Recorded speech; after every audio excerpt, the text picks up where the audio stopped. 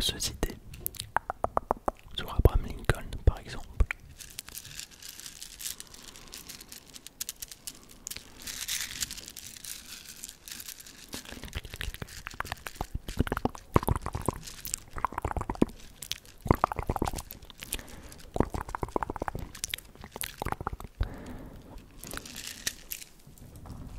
Dans les années 1840, le Nord a déjà une économie solide, le Nord des États-Unis, moderne et même diversifiée.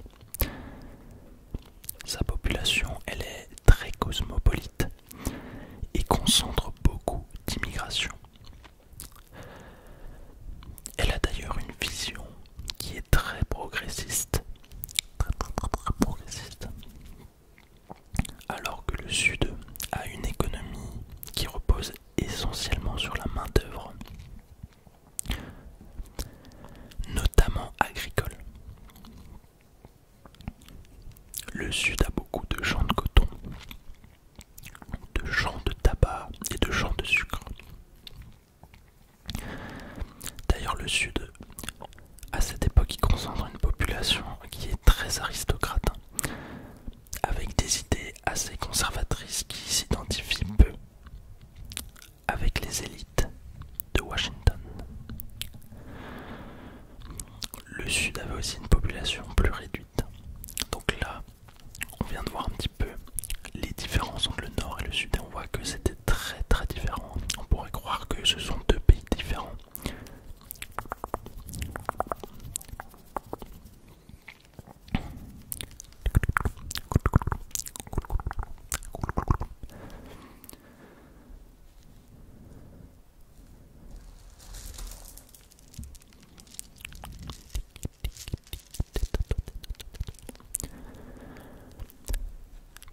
Le nombre de représentants à la Chambre des représentants est relatif à la population de l'État lors des élections américaines.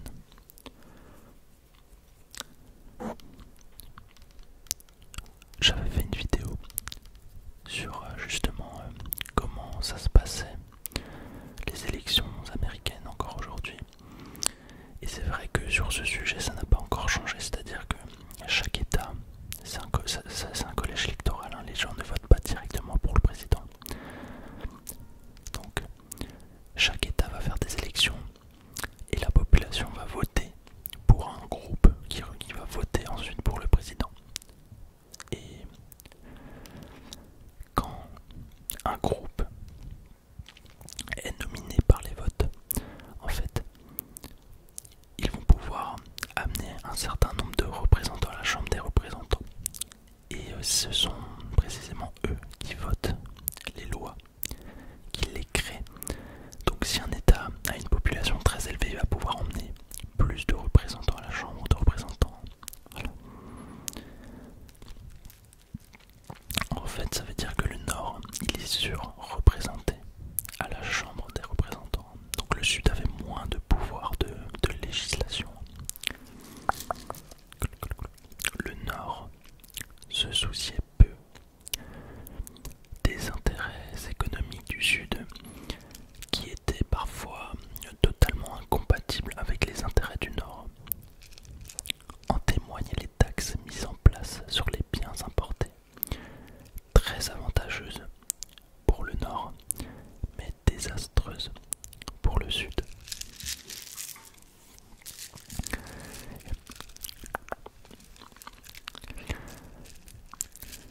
Et en fait, les différences d'intérêts se creusent encore plus quand les États du Nord abolissent peu à peu l'esclavage, car ils n'en ont plus besoin, contrairement au Sud.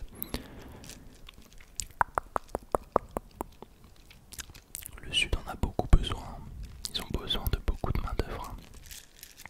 Et d'ailleurs, les esclaves sont très rentables dans les différentes cultures de coton, etc.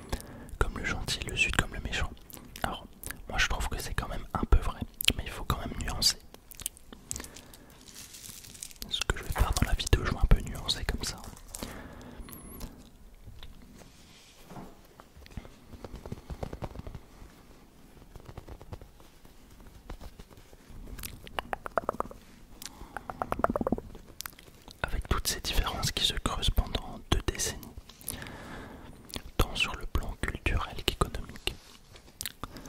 Le Sud développe un sentiment de peur et de danger face au Nord.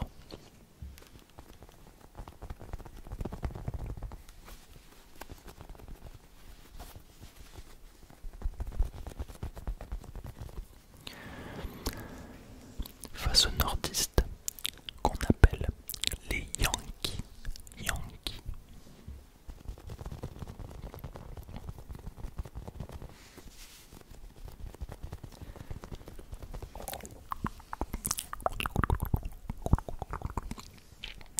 En fait, le Sud prônait une autonomie, voire une indépendance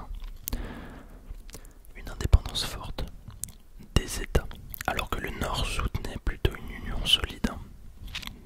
En 1860, Abraham Lincoln, donc essayez de retenir les dates quand même, 1860, Abraham Lincoln devient président des États-Unis et son programme comporte un élément très important, l'abolition de l'esclavage,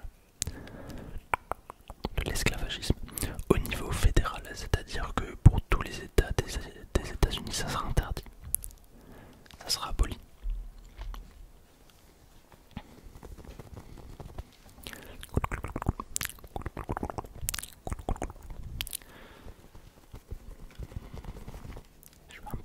Je pense que je vais faire un tout petit peu de tapping, mais du très doux, si ça te tente.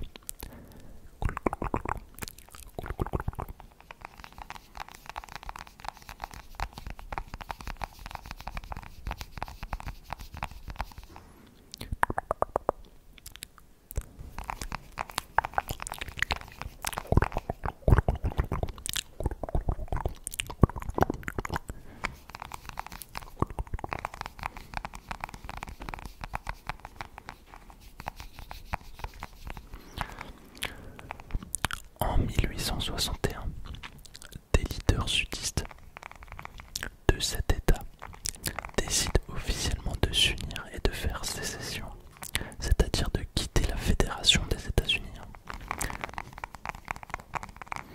Le Texas, la Louisiane, l'Alabama, la Caroline du Sud, le Mississippi, la Floride et la Géorgie deviennent les États confédérés d'Amérique.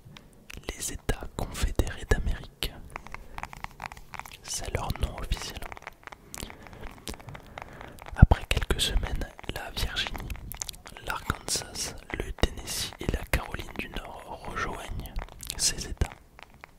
Donc là, quand même, ça fait une grosse équipe, une très très grosse équipe quand même.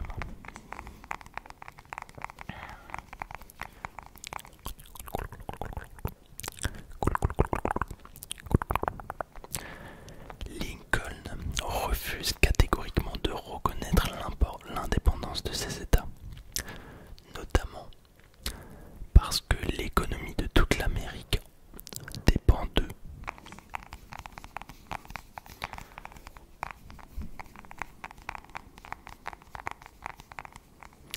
Et il en a le pouvoir tant politique que militaire, bien sûr, parce que la présence militaire des États-Unis était importante dans le Sud. D'ailleurs, Jefferson Davis, président des États confédérés d'Amérique, le nouveau président des États qui ont fait sécession, donc tu peux retenir son nom, Jefferson Davis, il menace le gouvernement de quitter le Sud, sans quoi il ferait usage de la force. Donc en gros il donne un ultimatum, il dit à Lincoln en gros vous dégagez vos militaires du Sud, quittez le Sud, sinon je fais usage de la force. Et ces États confédérés ils vont se préparer militairement aussi, ils vont monter des milices, enfin je sais pas si on peut vraiment appeler ça des milices, mais ils vont vraiment monter des brigades entières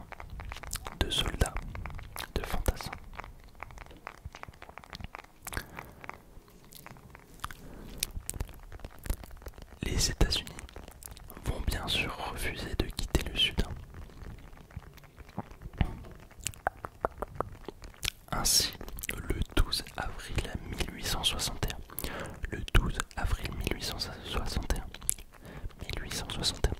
les rebelles attaquent l'Union à Fort Sumter en Caroline du Sud. Les rebelles, c'était donc les confédérés d'Américains. Et l'Union, c'est les États-Unis. En général, l'Union, ce sont des soldats qui sont en bleu, bleu marine comme ça, bleu très foncé. Et les rebelles, ils sont dans des uniformes un peu beige comme ça, ou gris, ça dépend. Ou alors même bleu très très très clair. Presque gris quoi. Mais c'était plus du beige je crois. Donc, et c'est là que la guerre de sécession commence officiellement à Fort Sumter, le 12 avril 1861.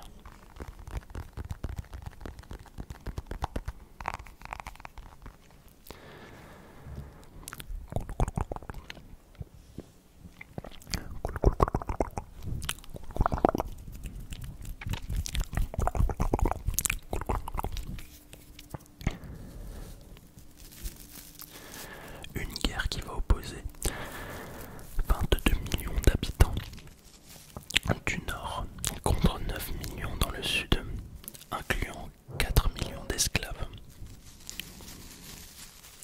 Le nord disposait d'une industrie forte et donc de plus de moyens militaires, de plus de budget, plus de voies de chemin de fer et d'un matériel de meilleure qualité. Donc un déséquilibre qui bien sûr s'annonce compliqué pour les rebelles.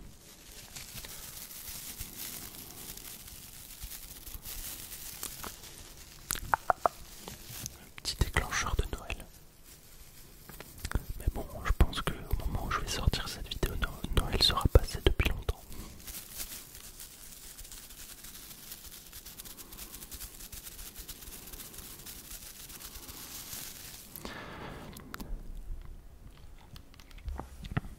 Donc,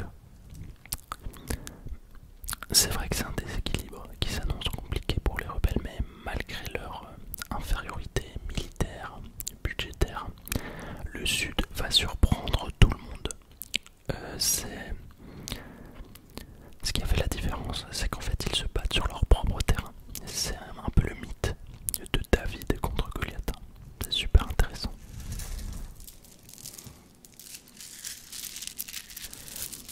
Et après la chute de Fort Sumter, 4 autres États vont rejoindre la Confédération, dont la Virginie. Et cette Virginie, elle va vraiment devenir un théâtre majeur de la guerre.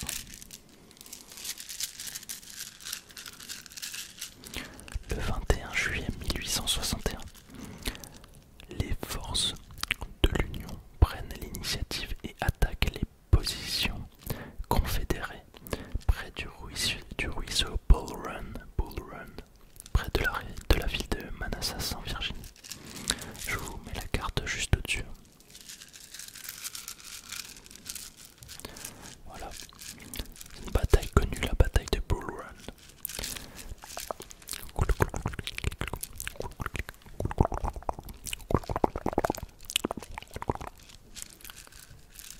Je sais pas si vous aimez ce déclencheur ou pas, mais j'aime bien moi. J'aime bien un petit peu des bruits crinkly un peu comme ça, je sais pas comment on dit.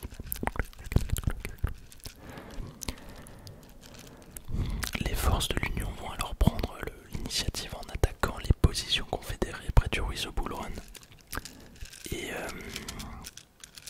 parce qu'en fait l'officier McDowell il veut frapper rapidement les forces confédérées avant qu'elles ne puissent renforcer leur position.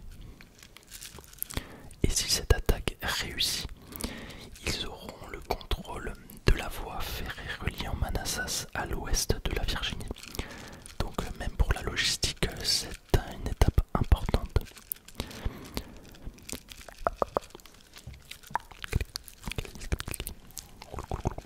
Mais les généraux rebelles Johnston et Beauregard sont très coordonnés.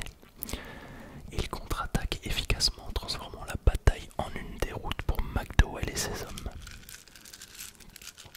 Donc le Nord, initialement confiant dans une victoire rapide, réalise que la guerre sera longue, tandis que la Confédération renforce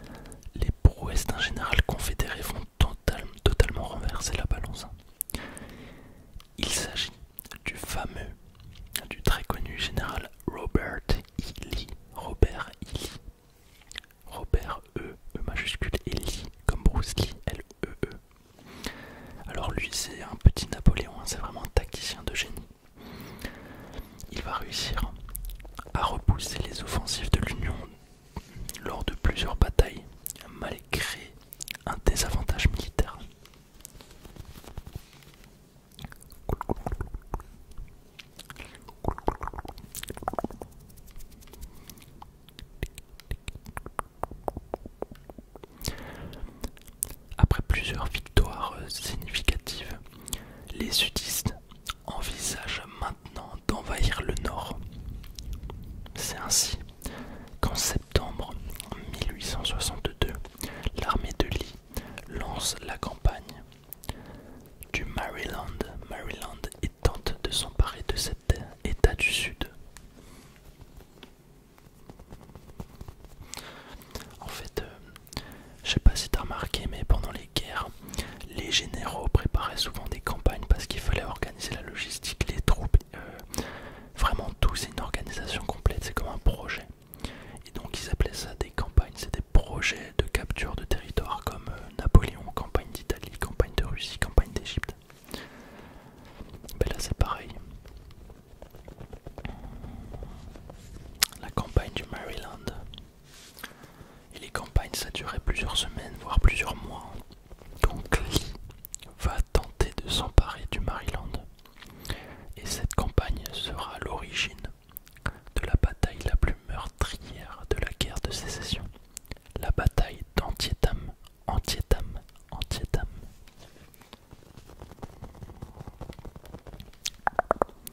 Sans réel vainqueur, cette bataille, elle reste quand même une victoire stratégique pour l'Union, parce qu'elle pousse le général Lee à retirer ses troupes du nord. Et suite à cette victoire stratégique, et aidé par ses conseillers, Abraham Lincoln décide de faire de cette guerre non plus un combat pour l'Union, mais un combat contre l'esclavage.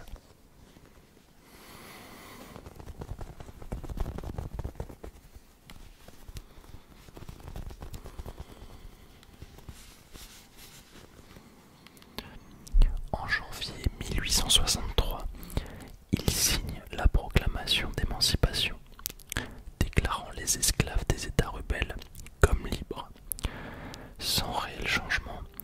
En fait, cette décision, elle a pour simple but de rendre les intentions du Nord plus légitimes, mais aussi d'enrôler les anciens esclaves dans l'armée, bien sûr.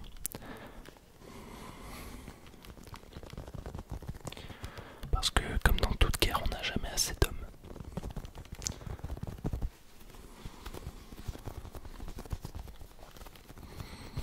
Surtout à cette époque, hein, c'était vraiment de la chair à canon.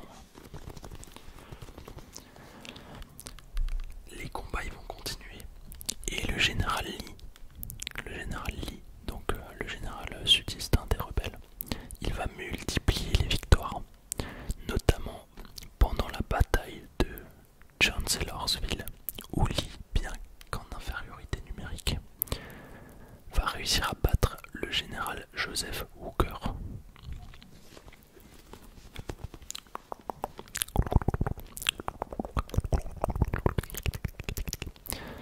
Et là, le moral du Nord, il est vraiment au plus bas, malgré son budget plus important, malgré ses effectifs plus importants, malgré une meilleure qualité de matériel, etc. Ils ne parviennent pas à remporter de victoires décisives. Et c'est même le contraire.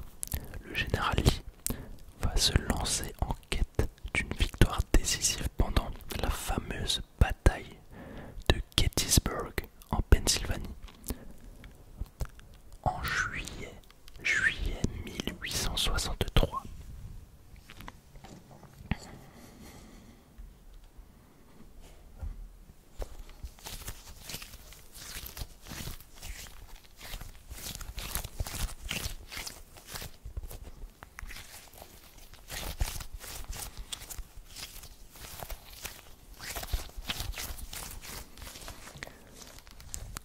Robert Lee est déterminé à frapper le centre des lignes de l'armée ennemie.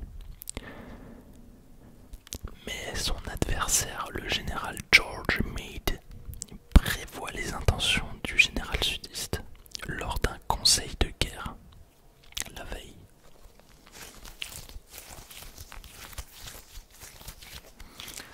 Donc bien sûr il anticipe, il met tout en place pour parer à cet événement. éventualité si elle se produit bien sûr. L'assaut est précédé par un bombardement d'artillerie massif des Confédérés, comme c'est le cas encore aujourd'hui dans les guerres, comme on peut voir dans la guerre entre la Russie et l'Ukraine, il y a toujours un bombardement d'artillerie avant un assaut, ou très souvent en tout cas, comme ça a été le cas avec les campagnes de Napoléon. Le but de ces bombardements d'artillerie est d'affaiblir les lignes de défense ennemies de l'Union et d'endommager aussi une partie de l'artillerie nordiste. Mais ce bombardement se révèle en grande partie inefficace.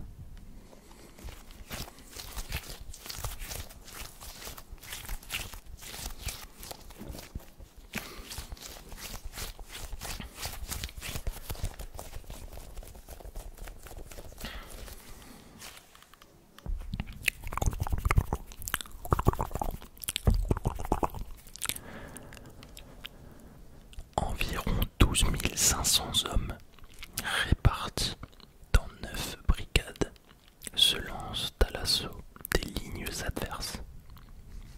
Ils doivent d'abord traverser des champs à découvert et sont pris sous le feu nourri des fusils et des canons de l'Union.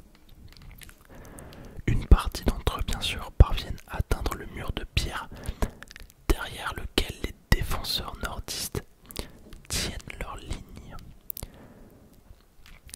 En fait, ces murs de pierre, ce sont des petits murs de pierre d'environ, je dirais, 60 cm, qui servaient à l'époque souvent à délimiter les champs pour différentes raisons.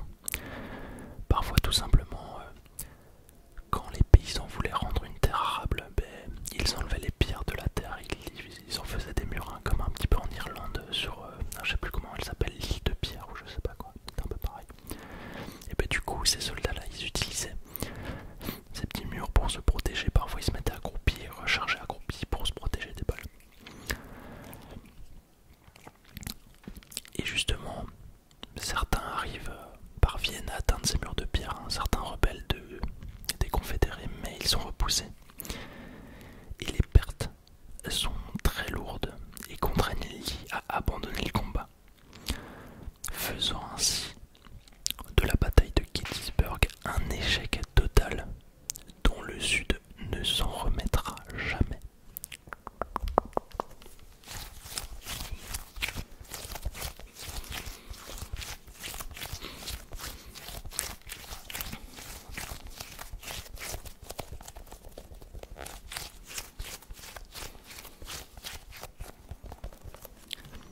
Abraham Lincoln en personne se rendra sur les lieux pour prononcer un discours qui poussera l'opinion publique à voir la guerre d'une manière différente. Un discours qui les poussera à croire qu'ils vivent une seconde révolution. Parce que vous n'êtes pas sans savoir que la guerre d'indépendance, c'était une révolution pour eux. C'était leur première révolution. Je ferai une vidéo dessus aussi, je pense. Il était très très bon Abraham Lincoln en speech, en discours. Mais je le lis que dans la version longue, donc si tu veux écouter le discours et plein d'autres choses dans la vidéo, n'hésite pas à souscrire à ma chaîne, à rejoindre ma chaîne, c'est 99 centimes. Et t'as vraiment beaucoup d'avantages. Il n'y a pas que les versions longues, il y a les vidéos en avant-première. Et t'as le droit à une vidéo personnalisée si tu déverrouilles le badge Albert Einstein. Petite parenthèse, excuse-moi.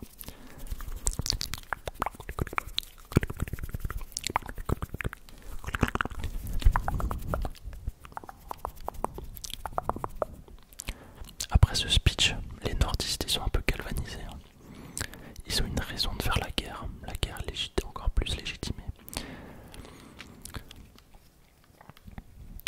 Et après cette défaite stratégique des sudistes, le général Lee, Robert E. Lee, ne mène plus d'offensive dans le nord. Et le moral de l'Union est renforcé.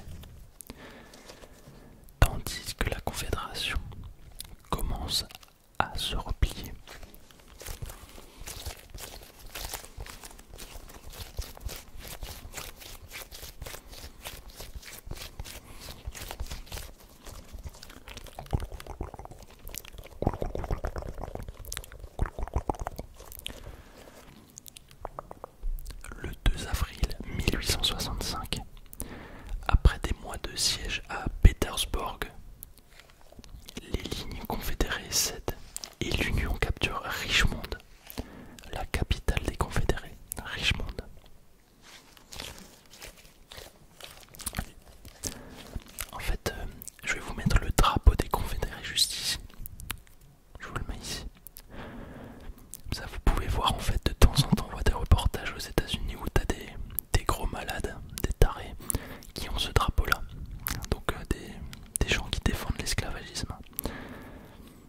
veulent l'indépendance de leur État.